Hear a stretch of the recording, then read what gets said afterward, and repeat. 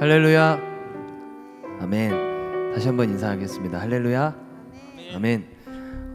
월요일의 영웅이라는 주제로 나아갔던 시간들을 돌이켜보며 한번 나눠봤으면 좋겠습니다.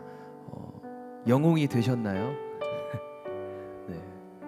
우리가 영웅이 되는 것, 또 우리가 세상의 빛과 소금으로 나아가는 것 모두 중요하지만 가장 중요한 것은 하나님이 영웅 되심을 인정하는 것에 있지 않나 묵상해 봅니다.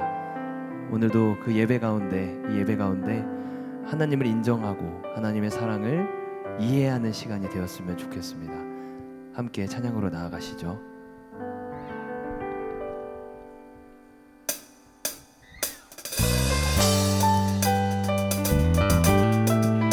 오늘도 주님께서 약속하신 그 말씀 붙잡고 함께 나아가는 시간 되었으면 좋겠습니다.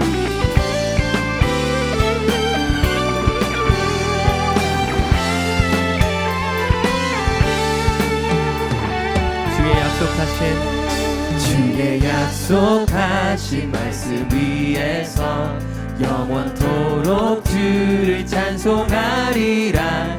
소리 높여 주께 영광 돌리며 약속 믿고 굳게 서리라.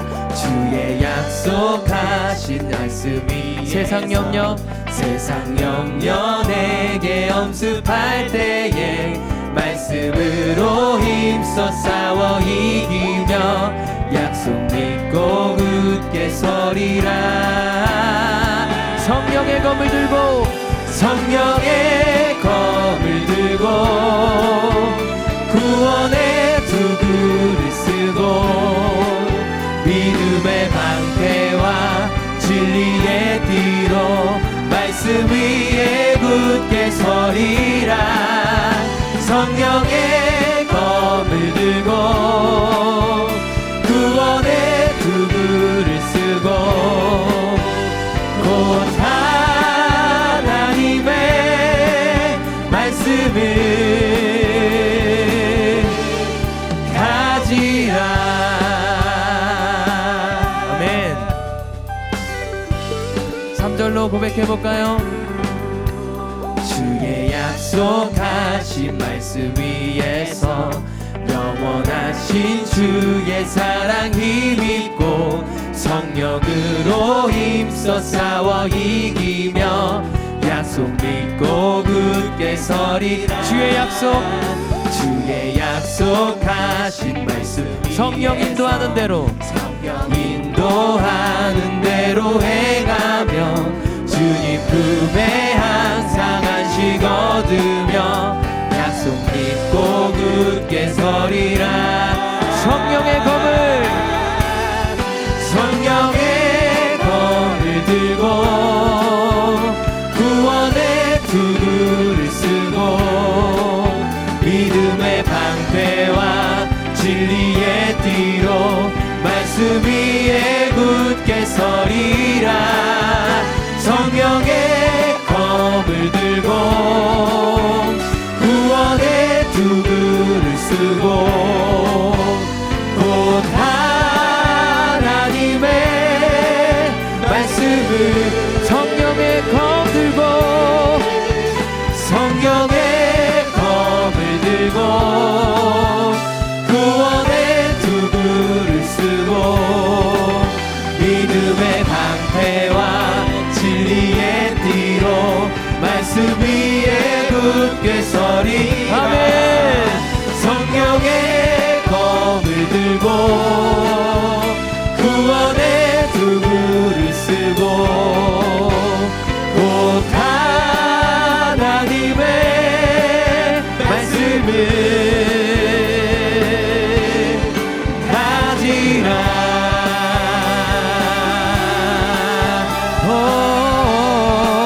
하나님의 전신갑주를 입고 그 말씀 간대로 나아가는 우리가 되었으면 좋겠습니다. 굳게 서리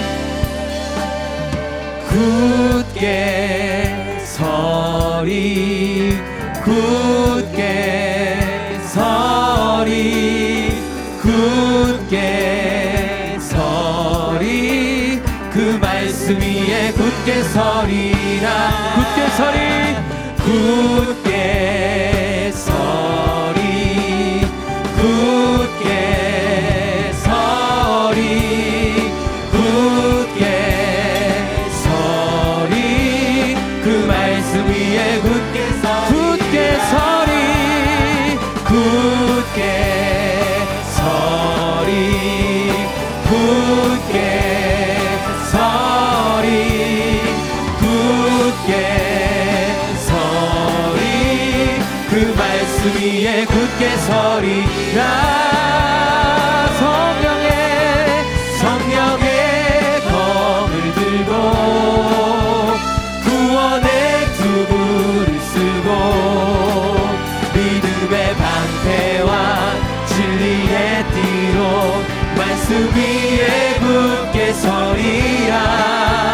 성령의 검을 들고 구원의 투구를 쓰고 곧 하나님의 말씀을 성령의 검을 들고 성령의 검을 들고 구원의 투구를 쓰고 믿음의 방패와 진리의 띠로 말씀 위에 굳게 서리라. 성령의 검을 들고 구원의 투구를 쓰고 곧 하나님의 말씀을 가지라. 할렐루야. 그 말씀 굳게 붙잡고 나아가는 우리가 되어갔으면 좋겠습니다. 주님 앞에 영광과 감사의 박수 올려드립니다. 할렐루야.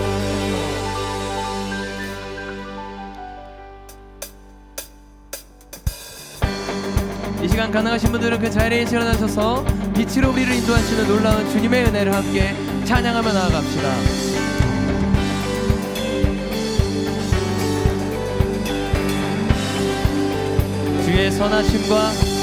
주의 선하심과 진실함을 담기 원해. 그의 빛으로 나갈 때 그 성품 닮아가네. 빛을 닮아갈 때 주가 주신 자유함으로 옳은 대로 돌아와서 별같이 비추네. 빛으로 비추시네. 어둠이 드러나고 나를 숨은 어둠에서 벗어나게 하시네. 빛으로 일어서네. 어둠이 밝혀지고 이 대신 우리 주와 그 생명길 가네. 할렐루야. 다시 한번 고백합니다. 주의 선하심과 진실함을 담기 원. 정말 그렇게 고백하십니까? 그의 빛으로 나갈 때 그 성품 닮아가네. 빛을 닮아갈 때 주가 주신 자유함으로 옳은 대로 돌아와서 별같이 비추네. 빛으로 비추시네.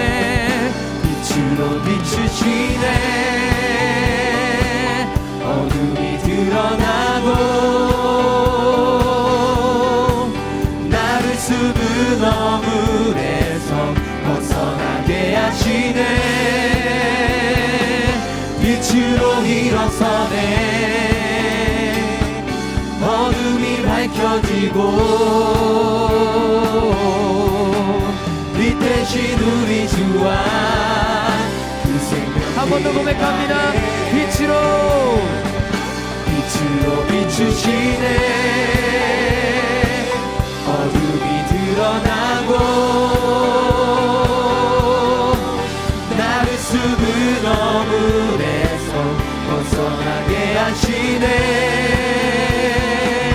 빛으로 일어서네. 어둠이 밝혀지고 빛 대신 우리 주와 그 생명기가 돼.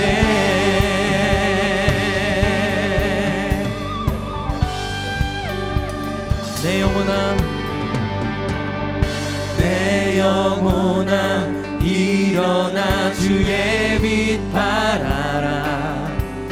주의 영광이 우리 위에 임하였네. 아멘. 내 영혼아 일어나 주의 빛 발하라. 주의 영광이 우리 위에 임하였네. 내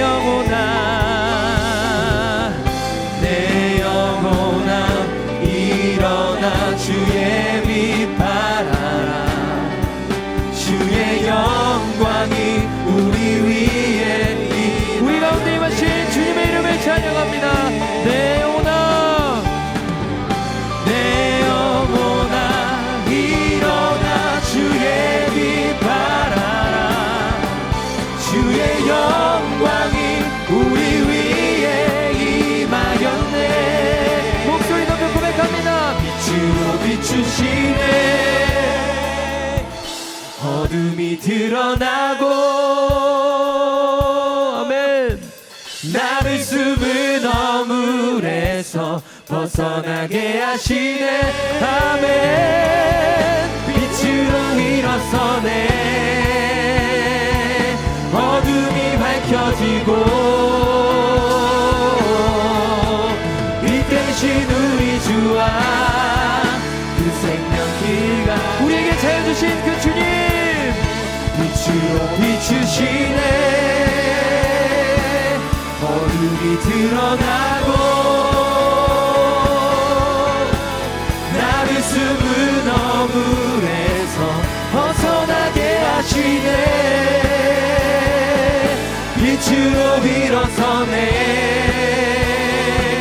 어둠이 밝혀지고 빛 대신 우리 주와 그 생명길 가네. 그 주님과 함께 걸어가는 우리의 매일매일이 되었으면 좋겠습니다.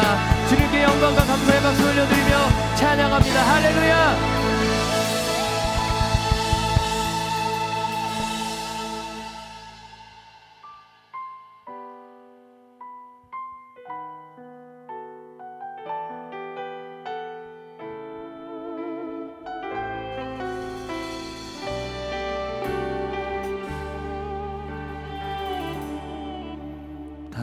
표현 못해도 나 표현하리라.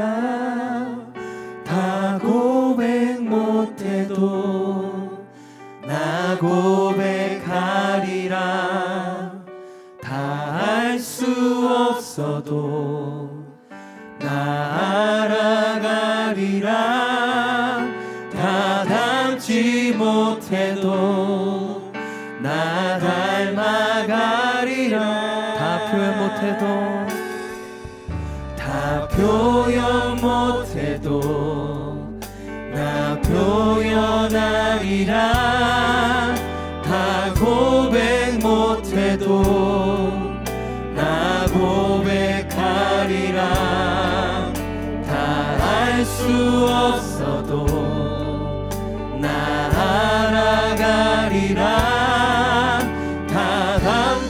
못해도 나 닮아가리라. 그 사랑 얼마나 아름다운지 그 사랑 얼마나 날 부욕해 하는지 그 사랑 얼마나 크고 놀라운지를 그 사랑 얼마나 나를 감격하게 하는지 이 시간 주님 앞에 온전히 표현했으면 좋겠습니다. 다 표현 못해도 나 표현하리라. 다 고백 못해도 나 고백하리라. 다 알 수 없어도 나 알아가리라. 다 닮지 못해도 나 닮아가리. 한 번 더 고백합니다. 다 표현 못해도 다 표현 못해도 나 표현하리라. 다 고백 못해도 나 고백하리. 다 알지 다 알 수 없어도 나 알아가리라. 다 닮지 못해도 나 닮아가리라. 그 사랑 얼마나 아름다운지. 그 사랑 얼마나 날 부욕해 하든지. 그 사랑 얼마나 크고 놀라운지를. 그 사랑 얼마나 나를 감격하게 하는지. 그 사랑 얼마나 아름다운지. 그 사랑 얼마나 날 부욕해 하든지. 그 사랑 얼마나 크고 놀라운지를. 그 사랑 얼마나 나를 감격하게 하는지.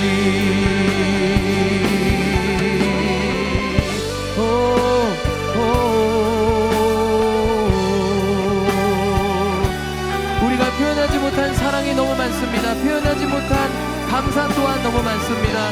주여, 우리가 주님 앞에 온전한 표현과 감사 예배 드릴 수 있도록 우리를 인도하여 주시옵소서. 아멘. 이 시간 이 간절한 마음을 가지시고 주님 앞에 목소리 높여 고백하길 소망합니다. 그 사랑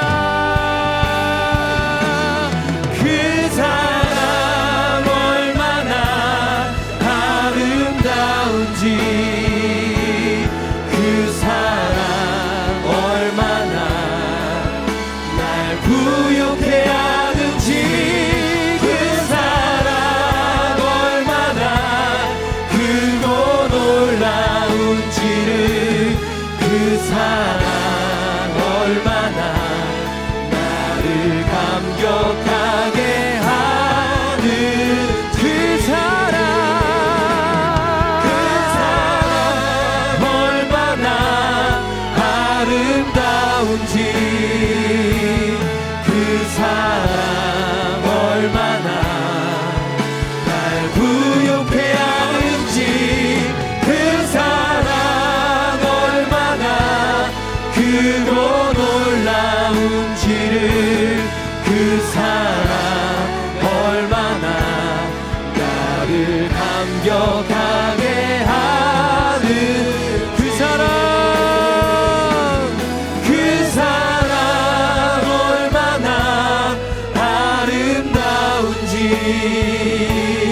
그 사랑 얼마나 날 부욕해 하는지. 그 사랑 얼마나 크고 놀라운지를.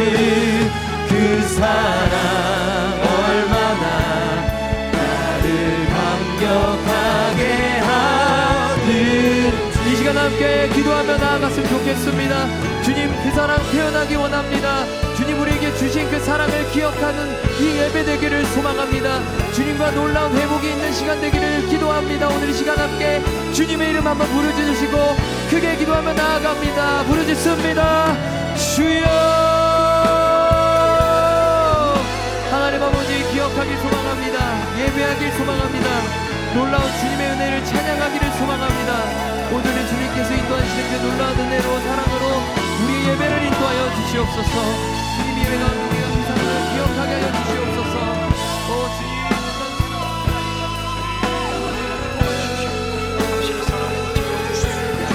사랑에 놀라게 하시고 그 사랑에 감격하며 그 사랑을 들어가서 변하시고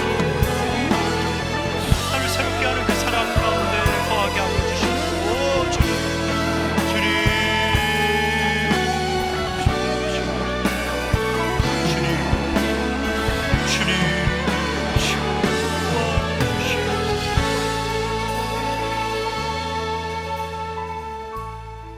주님, 다 담지 못하고 다 표현 못하고 그 사랑의 만분의 일을 갚지 못하더라도 그 사랑에 감격하며 그 사랑에 늘 새로워하며 그 사랑에 늘 놀라기를 소망합니다.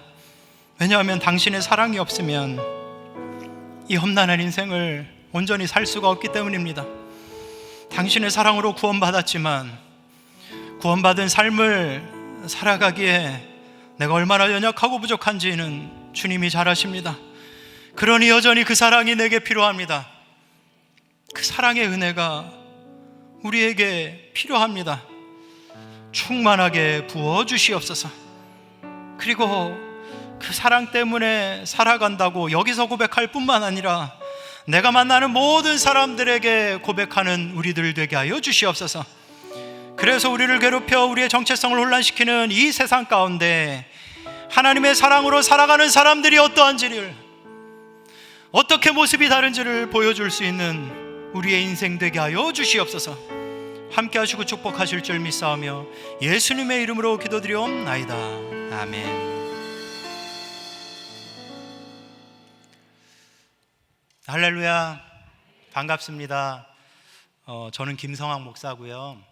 제가 오부 예배를 예전에 한 5년간 섬겼습니다. 그래서 오부 예배는 저에게 고향과 같은 곳인데 이렇게 설교할 기회가 주어져서 이 단에 서게 되었습니다. 비록 한 번이라 할지라도 은혜로운 나눔 가운데 하나님을 깊이 경험하길 간절히 소망합니다. 하나님의 말씀 읽겠습니다. 누가복음 2장 41절부터 51절 말씀입니다. 누가복음 2장 41절부터 51절까지 말씀. 교독하겠습니다. 제가 먼저 41절을 읽겠습니다. 그의 부모가 해마다 유월절이 되면 예루살렘으로 가더니 예수께서 12살 되었을 때 그들이 절기의 관례를 따라 올라갔다가 그 날들을 마치고 돌아갈 때 아이 예수는 예루살렘에 머무셨더라. 그 부모는 이를 알지 못하고 동행 중에 있는 줄로 생각하고 하룻길을 간 후 친족과 아는 자 중에서 찾되 만나지 못함에 찾으면서 예루살렘에 돌아갔더니 사흘 후에 성전에서 만난즉 그가 선생들 중에 앉으사 그들에게 듣기도 하시며 묻기도 하시니 듣는 자가 다 그 지혜와 대답을 놀랍게 여기더라. 그의 부모가 보고 놀라며 그의 어머니는 이르되 아이야 어찌하여 우리에게 이렇게 하였느냐. 보라 내 아버지와 내가 근심하여 너를 찾았노라. 예수께서 이르시되 어찌하여 나를 찾으셨나이까. 내가 내 아버지 집에 있어야 될 줄을 알지 못하셨나이까 하시니 그 부모가 그가 하신 말씀을 깨닫지 못하더라. 함께 읽겠습니다. 예수께서 함께 내려가사 나사렛에 이르러 순종하여 받드시더라. 그 어머니는 이 모든 말을 마음에 두니라. 아멘. 오늘 본문은 우리가 잘 알고 있는 예수님의 유년기 기록이죠. 성경의 유일한 예수님의 어린 시절의 기록이에요. 오늘 본문을 통해서 우리 그리스도인들의 정체성은 어떻게 정립이 되고, 우리 그리스도인들만의 정체성이 있잖아요. 그게 어떻게 정립이 되고 그 정체성이 우리의 비전과 어떻게 연결되는지를 오늘 본문을 통해서 살펴보겠습니다. 성도님들은 자기 자신에 대해서 얼마나 잘 안다고 생각하세요? 물론 다른 사람들보다는 나 자신을 스스로 잘 알 거예요. 누가 내 마음의 깊은 것까지 알겠어요. 하지만 어떤 면으로 보면 우리가 우리 자신을 잘 안다고 생각하는 것은 착각일 수 있습니다. 그 착각을 잘 드러내는 글이 있는데요, 2009년에 소천하신 서강대 장영희 교수님의 수필에 나오는 글이에요. 제가 읽어드릴 테니까 한번 잘 들어보세요. 정말 흥미로워요. 어떤 여자가 중병에 걸려 한동안 무의식 상태에 빠져 있었다. 그녀는 갑자기 몸이 위로 붕 뜨는 것 같은 느낌이 들었다. 그녀는 자신이 하나님 앞에 서 있다고 확신했다. 어디선가 근엄하고 온화한 목소리가 들렸다. 너는 누구냐? 저는 이 도시의 시장 쿠퍼의 부인입니다. 나는 네가 남편이 너의 남편이 누구냐고 묻지 않았다. 너는 누구냐? 저는 제니와 피터의 엄마입니다. 나는 네가 누구의 엄마냐고 묻지 않았다. 너는 누구냐? 저는 초등학교 학생들을 가르치는 선생입니다. 나는 너의 직업이 무엇인지 묻지 않았다. 너는 누구냐? 목소리와 여자는 묻고 대답하기를 계속했다. 그러나 여자가 무슨 말을 하든지 목소리의 주인을 만족시키지 못했다. 목소리가 다시 물었다. 너는 누구냐? 다시 여자가 답했다. 저는 매일 교회에 다녔고 남편을 잘 내조했고 열심히 학생들을 가르쳤습니다. 나는 네가 무엇을 했는지 묻지 않았다. 너는 누구냐? 이 질문의 압박이 막 느껴지시죠? 성도님들은 어떠세요? 부인, 남편, 엄마, 아빠, 직장, 직분처럼 우리의 실존 앞에 붙어있는 타이틀들을 떼어버리면 과연 우리 정체성에 뭐가 남을까요? 여기까지 생각해보면 약간 우울해질 수 있어요. 진짜 내가 누구인지 모르겠으니까요. 우리나라의 많은 주부들이 빈둥지 증후군을 앓고 있다고 해요. 자식 뒷바라지에 여념이 없다가 어느새 장성한 아이들이 떠나고 나오면 마음이 어떻다는 거예요? 빈둥지처럼 텅 빈다는 거예요. 그때 나는 도대체 누구인가 하면서 우울해진다는 것이죠. 여기서 중요한 것은 한 사람의 정체성이 그 사람의 비전과 연결되어 있다는 거예요. 보통 엄마의 비전은 자식들이죠. 그런데 자식들이 독립하면 더 이상 엄마라는 역할이 필요 없게 돼요. 엄마로서의 정체성이 희미해지는 것이죠. 그러면서 인생의 비전도 상실하는 것입니다. 이처럼 자기 정체성에 따라 인생의 꿈이 형성될 수 있다는 얘기예요. 만약 자기 정체성을 모르고 꿈을 꾼다면 그걸 뭐라고 말할까요? 망상이라고 해요. 그걸 망상이라고 해요. 망상은 정신병원에 갇혀서 자기를 왕으로 생각하는 것과 같습니다. 자기 정체성을 모르기 때문에 정신병원에 갇혀서 왕이라고 생각하는 거예요. 우리가 꿈의 사람인가 아니면 망상가인가를 구별해주는 척도가 뭐라는 거예요? 우리의 정체성이라는 거예요. 그렇다면 우리는 어떻게 정체성을 형성할까요? 보통 정체성은 내가 나에게 원하는 주체로서의 자아와 타인이 나에게 원하는 객체로서의 자아가 통합될 때 형성이 돼요. 목사님 왜 어려운 말 쓰세요? 이제 막 이렇게 힘드실 수 있는데 쉽게 예를 들어볼게요. 지금 고등학생이 된 제 첫째 딸은 초등학교 2학년 때 가수가 꿈이었어요. 여자애들 고만할 때 다 가수 꿈을 꿉니다. 그러면서 막 노래도 부르고 춤도 추고 그러는 거예요.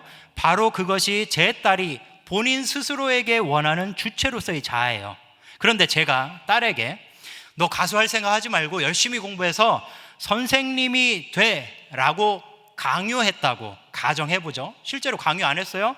너 춤추고 싶어? 노래하고 싶어? 그럼 한번 열심히 해봐.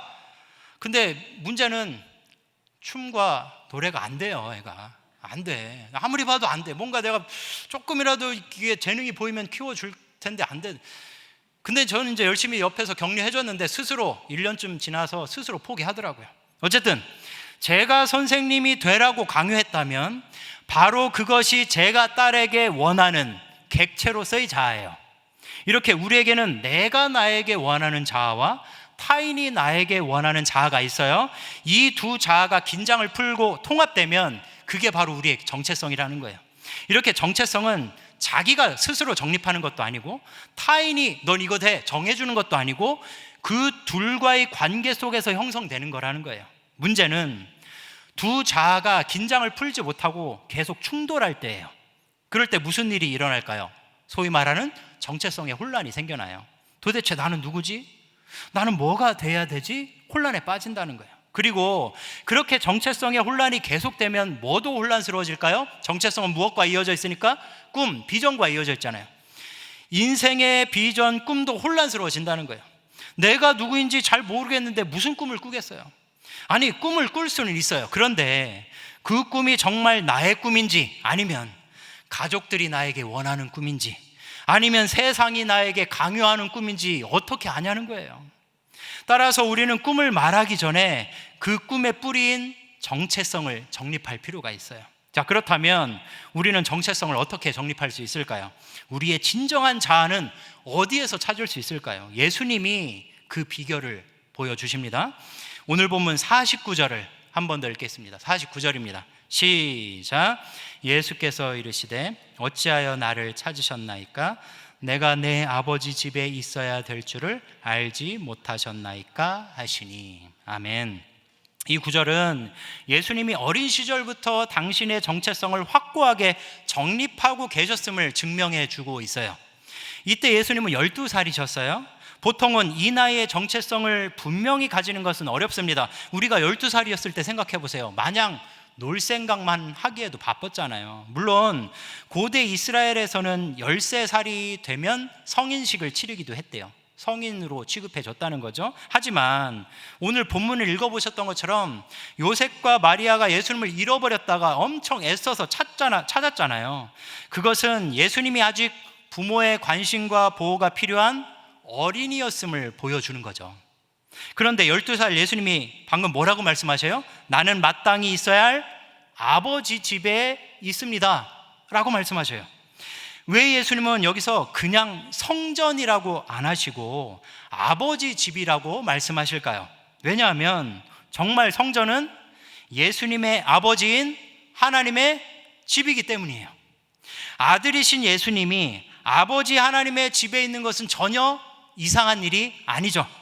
이렇게 볼 때 내가 아버지 집에 있다라는 예수님의 말씀은 그냥 하시는 말이 아니라 당신의 정체성을 선언하시는 거예요. 지금 예수님은 자기 육신의 아버지 어머니 앞에서 나는 하나님의 아들입니다 라고 자기 정체성을 분명히 드러내고 계시는 거예요. 우린 여기에서 예수님이 누구와의 관계에서 자기 정체성을 스스로 인식하고 계신지를 찾을 수 있어요. 누구와의 관계인가요? 하나님 아버지와의 관계. 삼위일체 하나님은 서로의 관계 속에서 성부이시고 성자이시고 성령이세요. 서로 이 세 분이 아무 관계가 없다면 굳이 아버지 하나님, 성부가 아버지 하나님, 아들 하나님, 또 아버지와 아들의 영으로 서로가 불릴 이유가 없죠. 관계가 없으면. 우리도 마찬가지예요. 우리의 정체성도 그렇게 관계 안에서 형성된다는 거예요. 중요한 것은 우리가 누구와 관계를 맺고 있냐 하는 것이겠죠. 죄로 물든 인간은 타인과의 관계 속에서 자아의 충돌을 경험하는 경우가 많습니다. 그럴 가능성이 커요. 주체로서의 자아와 객체로서의 자아가 다르기 때문이죠. 서로가 서로에게 원하는 정체성이 다르다는 거예요. 그러나 하나님과의 관계에서는 그 자아가 통합이 됩니다. 하나님 안에서는 진짜 내가 누구인지 발견하게 된다는 거예요. 12살 예수님처럼요. 그렇다면 나는 누구일까요? 나는 어디로부터 와서 어디로 가는 존재일까요? 나는 누구일까요? 이 질문에 우리가 하나님과 관계를 맺고 있지 않다면 답을 할 수가 없어요. 나가서 불신자들에게 당신은 누구입니까? 라고 물으면 저는 누구 아빠인데요, 누구 엄마인데요, 저 어디 직장 다니는데 분명히 이렇게 대답할 거예요. 근데 여기 계신 성도님들은 나는 누구입니까? 라고 물으면 어떻게 대답하실 수 있습니까? 하나님과의 관계를 맺고 있기 때문에 나는 하나님의 것입니다. 나는 하나님의 자녀입니다. 나는 하나님의 백성입니다. 나는 하나님으로부터 나와서 하나님께 돌아가는 존재입니다. 나는 하나님의 창조물입니다 라고 분명히 대답하실 줄 믿습니다. 하나님이 우리를 창조하셨기 때문이에요. 우리의 영혼과 육체, 우리의 성격과 재능, 우리의 부모와 형제, 우리가 태어난 출신지와 직장, 우리가 만난 배우자와 낳은 자녀들, 우리의 주변의 이웃들, 이 모든 것들을 누가 창조하셨다고요? 하나님이 창조하셨어요. 따지고 보면 우리의 존재부터 우리 주변의 모든 것들은 하나님을 떼놓고 설명할 수가 없어요. 그래서 성경은 이렇게 말하는 것입니다. 내가 너를 지명하여 불렀나니 너는 내 것이라. 내가 너를 지명하여 불렀나니 너는 내 것이라. 내가 내 영광을 위하여 창조한 자를 오게 하라. 그를 내가 지었고 그를 내가 만들었느니라. 이제 왜 우리가 하나님과의 관계에서 진짜 정체성을 찾을 수 있는지 아시겠죠? 역사상 많은 철학자들이 우리는 어디로부터 와서 어디로 가는지를 놓고 심각하게 고민하면서 토론했어요. 그리고 내놓은 대답이 뭐예요? 다 제각각이에요. 철학을 공부해보세요. 다 제각각이에요. 인간은 어디로부터 와서 어디로 가는가. 이게 뭘 말해주는 걸까요? 정답을 못 찾았다는 거예요. 그러나 우리는 지금 12살 예수님을 보고 있습니다. 이 12살 예수님은 하나님과의 관계에서 자기가 누군지를 분명하게 인식하고 있어요. 예수님도 그러셨다면 하물며 우리일까요? 잊지 마시기 바랍니다. 우리는 하나님을 떠나서 설명이 될 수 없는 존재들이에요. 그런데 여기에서 끝이 아닙니다. 서두에서 말씀드린 것처럼 정체성은 뭐와 연결되어 있다고요? 비전과 연결되어 있어요.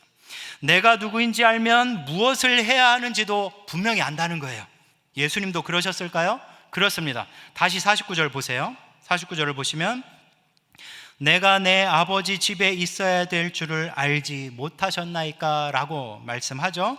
근데 여기서 내 아버지 집이라는 번역은 강조점을 어디에 두느냐에 따라 다르게 번역될 수 있어요. 46절을 보면 예수님이 율법교사들과 둘러앉아 말씀을 나누시고 말씀을 가르치시는 장면이 나오죠. 그래서 율법교사들이 놀라잖아요. 이런 어린아이한테 어떻게 이런 깊은 진리가 나올까? 이 장면에 강조점을 두면 내가 아버지의 일을 해야 하는 줄을 알지 못하셨나이까? 아까는 내가 아버지의 집에 있어야 되는 줄 알지 못하셨나이까 였잖아요. 그런데 예수님이 율법교사들과 토론하고 진리를 가르쳐주는 장면에 강조점을 두면 내가 아버지의 일을 해야 하는 줄 알지 못하나이까? 라고 번역할 수도 있다는 거예요. 지금 예수님은 아버지의 집에서 사람들을 가르치는 아버지의 일을 하고 계시잖아요. 그래서 우리가 가지고 있는 성경 잘 보시면 거기 아버지의 집에 괄호 1번이 돼 있어요. 각주가 돼 있어요. 그리고 밑에 그 각주를 보면 내 아버지의 일로 다르게 번역할 수 있음을 가르쳐 주고 있어요. 이 번역을 취하면 우리는 또 하나의 귀중한 진리를 얻게 됩니다. 그것은 예수님의 정체성이 비전과 분명하게 이어져 있다는 거예요. 12살 예수님은 왜 성전에서 사람들을 가르치고 계셨을까요? 지금 육신의 아버지 어머니는 며칠 길 떠났다가 예수님 잃어버린 줄 알고 엄청 놀래서 지금 찾고 있잖아요. 근데 왜 예수님은 이게 한가하게 여기서 이것을 하고 계시냐는 거예요. 요한복음 1장을 보면 태초에 말씀이 계셨는데 그 말씀이 세상에 보내졌다고 말씀하죠. 예수님은 이 세상의 진리를 가르치고 전하기 위해서 오셨다는 말씀인 거예요. 그래서 지금 12살 예수님은 자기의 정체성을 따라 뭐하고 계신 거예요? 그 일을 하고 계신 거예요. 진리를 가르치고 계신 거예요. 이렇게 예수님의 정체성은 그분의 비전과 확실하게 이어져 있어요. 자, 그렇다면 우리는 어떨까요? 우리가 하나님의 것이라면 우리의 비전도 그것과 연결되어 있지 않을까요? 맞아요. 성경은 우리의 비전을 말하고 있어요. 많은 말씀들을 증거 구절로 될 수 있겠지만 그 대표적인 것 중에 하나가 우리가 너무나 잘 아는 마태복음 6장 33절 말씀. 너희는 먼저 그의 나라와 그의 의를 구하라. 너희는 먼저 그의 나라와 그의 의를 구하라. 왜 우리는 하나님의 나라와 의를 구해야 할까요?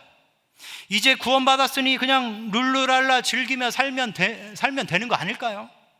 언제 죽어도 천국은 갈 수 있으니까 이 땅에서 적당히 욕망을 추구하며 살면 되는 거 아닐까요? 어차피 구원은 확보됐으니까. 아니라는 거예요. 왜 그럴까요? 내가 구원받았다는 것은 정체성을 스스로 정립하는 것이 아니라 하나님과의 관계 안에서 정립한다는 것을 의미하기 때문에 그래요. 다시요. 내가 지금 구원받았다는 것은 내가 스스로 이제 구원은 따놓은 당상이니까 이제 내 정체성은 내가 스스로 정립해서 내가 이 땅에서 마음껏 살아야지가 아니라 내가 구원받았다는 거 하나님과의 관계가 연결되었다는 것이니까 하나님과의 관계 안에서 정체성을 정립한다는 의미이기 때문이에요. 하나님과 우리는 어떤 관계인가요? 그분은 우리의 아버지이고 우리는 그분의 사랑을 받는 자녀예요.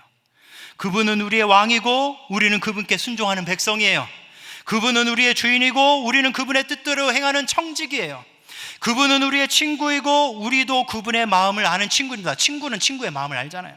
그분은 우리의 스승이시고 우리는 그분을 마땅히 따르는 뭐예요? 제자예요. 맞아요. 이게 바로 우리와 그분의 관계예요. 이게 바로 우리의 정체성이에요. 그렇다면 우리의 비전은 분명합니다. 그분의 나라와 의를 위해서 사는 거예요. 한마디로 하나님 나라를 사는 거예요. 하나님의 자녀, 백성, 청지기, 친구, 제자로서 하나님 나라를 사는 것입니다. 여기서 주의할 것은 하나님 나라를 산다는 것이 교회에 나와서 봉사한다는 것만을 의미하지 않는다는 것을 우리가 꼭 유념해야 합니다. 저는 이런 말이 나올 때마다 누누이 외쳐요. 우리가 일주일에 교회에서 사는 시간이 얼마나 되냐는 것이죠. 아무리 교회에 매일 나와 예배하고 봉사해도 하루에 24시간 중에 2-3시간일 거예요. 그리고 일주일로 따지면 168시간 중에 21시간일 뿐이에요. 나머지는 우리가 어디서 보내나요? 나머지 우리 어디서 보내요? 가정과 직장에서 보내요. 그렇다면 하나님 나라는 어디에서도 살아내야 하나요? 여기서뿐만 아니라 가정과 직장에서도 살아내야 합니다. 그래서 예수님은 우리를 교회의 빛과 소금이다 라고 말씀하지 않으시고 너희는 세상의 빛과 소금이다 라고 말씀하신 거예요. 그렇다면 우리는 우리 인생 대부분의 시간을 보내는 가정과 직장에서 하나님과의 깊은 관계로, 깊은 교제로 들어가야만 해요. 왜 그럴까요? 그래야 거기에서 내가 단지 아빠, 엄마, 자녀, 사업가, 회사원, 노동자로만 살지 않기 때문이에요. 그렇게만 사는 것은 누구도 하니까요? 여기 안 계신 분들, 세상 사람들도 아빠, 엄마, 자녀, 사업가, 회사원, 노동자로 열심히 살아요. 그들의 성실함이 우리보다 뒤처지나요? 그들의 땀 흘림이 우리보다 뒤처지나요? 그들의 노력이 우리보다 뒤처지나? 안 그래요. 다 최선을 다해서 살아요. 땀 흘리면서. 물론 그렇게만 사는 것도 쉽지 않습니다. 저도 아빠이고 아들이고 남편이고 목사예요. 이 모든 역할을 해내는 것이 때로는 버거울 때가 있어요. 아유, 저 목사님이 이렇게 믿음 없는 말씀을 하실까? 근데 뭐 저도 인간이니까 그럴 때가 있어요. 몇 년 전에 하루 종일 신방을 마치고 집에 갔더니 너무 피곤한 거예요. 남자들이 이럴 때, 남편들이 이럴 때 잠시 차에 머뭅니다. 바로 집에 안 들어가요. 차에 머물러서 한 10분이군 20분이군 이제 좀 쉬었어요. 근데 한 10분쯤 지나니까 전화가 울리는 거예요. 아주 낭랑하고 순진한 목소리로 여보 뭐해요? 하필이면 제 아내가 베란다에 나왔다가 제 차가 주차되어 있는 걸 본 거예요. 근데 남편이 안 내리고 있으니까 이상한 거지. 전화를 한 거예요. 그래서 터덜터덜 내려서 집에 들어간 기억이 있습니다.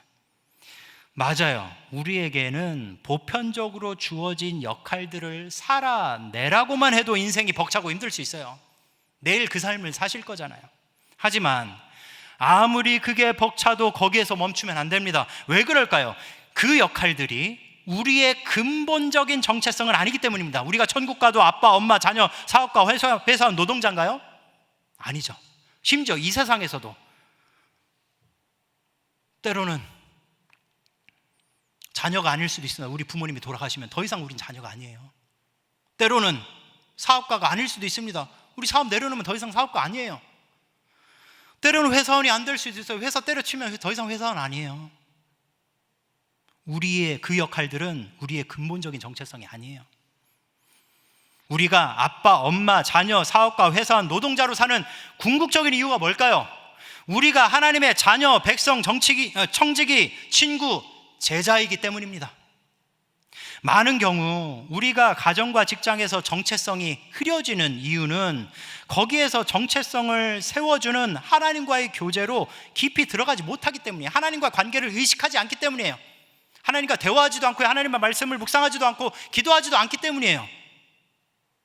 그저 하나님과의 교제는 예배드리는 몇 시간, 봉사하는 몇 시간일 뿐일 수 있다는 거예요. 그리고 나머지는 내가 원하는 자아와 타인이 원하는 자아 사이에서 왔다 갔다 할 수 있는 거예요. 그러면 우리는 인생의 대부분을 망상가로 보낼 수 있습니다. 하지만 우리는 망상가가 아니라 꿈의 사람이에요. 우리는 내가 누구인지 무엇을 위해 사는지 근본적으로 확실히 아는 사람들이에요.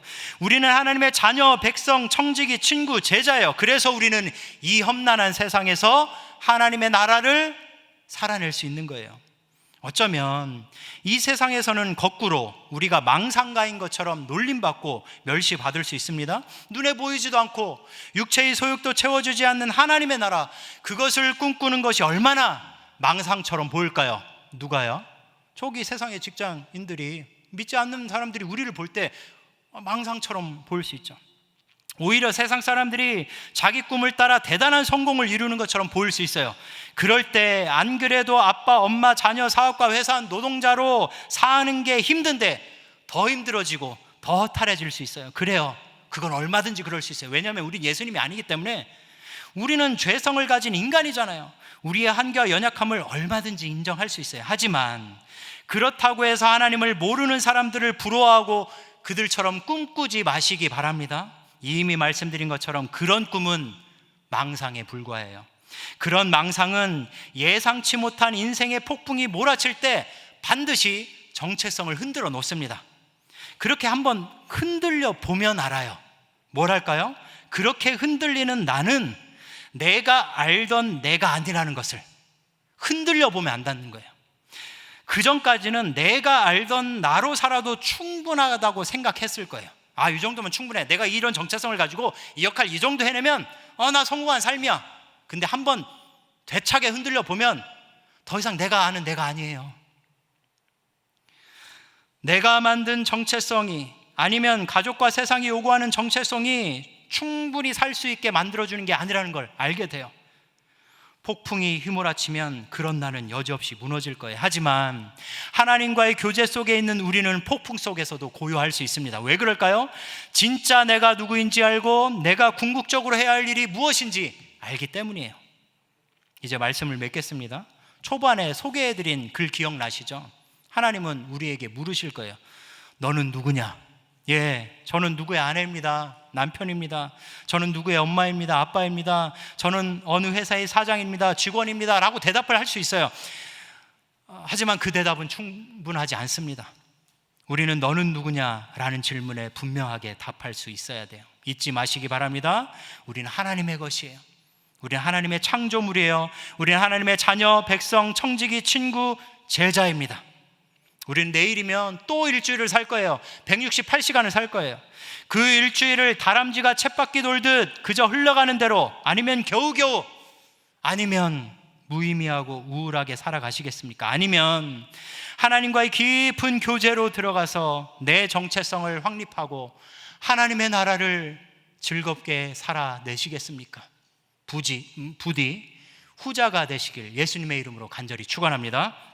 우리 이제 찬양하겠습니다. 이 찬양을 잘 모르실 수도 있어요. 모르시면 가사를 묵상하면서 잘 따라 부르셨으면 좋겠고요. 이 가사는 우리의 정체성이 어디로부터 오는지를 분명히 말해주고 있고요. 그 정체성에 따라 우리의 비전이 이렇게 펼쳐질 수 있다는 걸 보여주는 찬양이에요. 우리 이 찬양 부르도록 하겠습니다. 세상이 당신을 모른다 하여도, 세상이 당신을 모른다 하여도 주님은 그 이름 마음에 새겼네. 세상이 주 이름 모른다 하기에, 세상이 주 이름 모른다 하기에 오늘도 그 이름 열방에 새기. 한 번 더 부릅니다. 세상이 당신을 모른다 하여도, 세상이 당신을 모른다 하여도 주님은 그 이름 마음에 새겼네. 세상이 주 이름 모른다 하기에 오늘도 그 이름 열방에 새기. 우리 한 번 더 고백합니다. 세상이 당신을 모른다 하여도, 세상이 당신을 모른다 하여도 주님은 그 이름 마음에 새겼네. 세상이 주 이름 모른다 하기에 오늘도 그 이름 열방의 땅의 모든 끝이 주께 돌아오게 될 거예요. 땅의 모든 끝이 주께 돌아오게 되리. 잃어버린 영혼들 향한, 잃어버린 영혼들 향한 아버지의 꿈, 당신의 손을 통해 이루어진. 세상이 당신을 모른다 해도, 세상이 당신을 모른다 하여도 주님은 그 이름 마음에 새겼네. 세상이 주 이름 모른다 하기에 오늘도 그 이름 열방에 새기리. 우리 한 목소리로 기도하겠습니다. 두 손 모으고 두 눈 감고 간절히 기도할 때, 세상은 나를 규정할 수 없어요.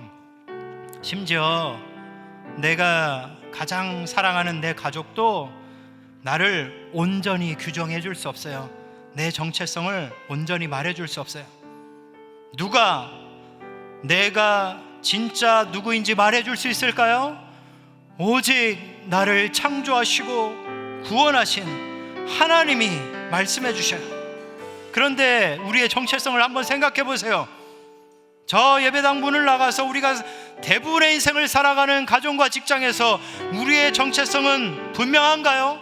하나님의 자녀로서, 하나님의 백성으로, 청지기로, 친구, 제자로서 정체성이 분명한가요? 아니면 여러 자아들이 부딪혀서 흔들리고 있나요? 흐릿한가요? 주님, 내가 그곳에서 하나님과의 깊은 교제, 깊은 관계로 들어가서 분명한 정체성을 가지고 하나님의 나라를 살아내는 내가 되게 하여 주시옵소서라고 우리 주여 한번 부른 다음에 기도합니다. 주여. 주님 그렇습니다. 주님 그렇습니다. 세상이 나를 규정할 수 없습니다. 주님, 자아들이 부딪히는 세상에서는 나의 정체성을 온전히 확립할 수 없습니다. 주님, 오직 주님만이 내가 진짜 누구인지 말해 주실 수 있습니다. 하나님은 나를 창조하셨고 나를 구원하셨습니다. 하나님은 나와 내 존재와 내 주변의 모든 것들을 만드셨습니다. 주님은 나의 주님이십니다. 주님, 그러니 주님 안에서만 참된 정체성을 얻게 하여 주십시오. 하나님의 자녀, 하나님의 백성, 청지기, 친구, 제자로서 이 정체성이 분명하기를 원합니다. 그런데 주님, 내가 대부분의 인생을 살아가는 저 가정과 직장에서 이 정체성이 흐려질 때가 있음을 고백합니다. 주님, 흐려질 때가 있음을 고백합니다. 주님, 나를 긍휼히 여겨주셔서 그곳에서 하나님과의 깊은 교제로 들어가서 하나님과 대화하고 기도하며 교제하는 가운데서 주님, 하나님 정체성이 분명히 세워지며 하나님의 나라를 즐거이 살아내는 데가 되게 하여 주시옵소서. 역사에 주시기 원합니다. 세상이 당신을 보낸다 하여도 주님은 그 이름 마음에 새겼네. 세상이 주 이름 모른다 하더라도, 세상이 주 이름 모른다 하기에 오늘도 그 이름 열방에 새기리. 한 번 더 기도할 때 분명히 다짐해야 될 게 있어요. 여기서 이런 말씀은 수도 없이 들은 거잖아요. 우리가 우리의 정체성을 왜 몰라요? 맨날 교회만 나오면 듣는 건데. 그런데 제가 아까 누누이 말씀드린 것처럼 우리의 대부분의 인생을 사는 가정과 직장에서 하나님과의 관계로 깊이 들어가지 못하면, 하나님과의 교제가 없다면, 하나님과의 대화가 없다면, 말씀 묵상이 없다면 거기서 이 그리스도인의 정체성 흐릿해져요. 희미해져요. 이 시간 좀 결단했으면 좋겠어요. 바쁠 수 있어요. 아침 일찍부터 나가서 저녁 늦게 들어오시죠. 너무 고생하셔요. 그런데 그래도 그 바쁜 시간 쪽에서 하나님과 대화하세요. 그 인생의 한복판에서 말씀을 묵상하세요. 하나님께 간절히 기도하세요. 하나님과의 관계를 깊이 묵상하세요. 그래야만 나의 진짜 정체성을 그 자리에서 정립할 수 있어요. 올바로 세울 수 있어요. 그리고 거기에서 맡은 역할을 가지고 하나님 나라를 살아갈 수 있어요. 이 시간 기도할 때, 주님, 내가 그 바쁜 순간 가운데 말씀 묵상과 기도와 하나님과의 대화가 분명히 있는 삶이 되길 원합니다. 그것을 결단합니다. 내일부터 그렇게 살아가게 하여 주시옵소서라고 우리 주여 한번 부른 다음에 기도합니다. 주님, 우리 삶은 바쁘고 하나님 정신없는 삶입니다. 하나님, 우리에게 보편적으로 주어진 역할들만 하기에도 참으로 하나님 괴롭고 힘든 인생입니다. 그러나 주님, 그렇기 때문에 하나님 그것을 핑계하면서 주님, 그냥 그렇게 삶이 흘러가는 대로 살아가지 않도록 인도하여 주시옵소서. 주님, 그 자리에서 바쁜 그 삶의 한복판 가운데서 주님, 하나님과 대화하고 교제하는 시간이 있길 원합니다. 말씀을 묵상하며 하나님과 대화하는 시간이 있길 원합니다. 그리하여서 주님, 내가 주님 안에서 누구인지를 분명히 알아가게 하시고 하나님의 정체성을 분명히 확립하고 그것에서 내게 주어진 여러 역할들을 가지고 하나님 나라를 살아내는 내가 될 수 있도록 축복하여 주시옵소서. 주님, 나는 부족하고 연약합니다. 쓰러질 수 있습니다. 흐릿할 수 있습니다. 하나님, 그저 하나님 굴러가는 대로 살 수 있습니다. 그러나 주님께서 우리의 연약함을 도와주셔서 그것에서 하나님과 깊은 관계로 들어갈 수 있도록 정체성을 확립할 수 있도록 도우시고 인도하여 주시옵소서. 주님, 은혜를 베풀어 주십시오. 이 목소리로만 세상이 당신을 모른다 하여도 주님의 그 이름 마음에 새겼네. 세상이 주 이름 모른다 하기에 오늘도 그 이름 열방에 새기리.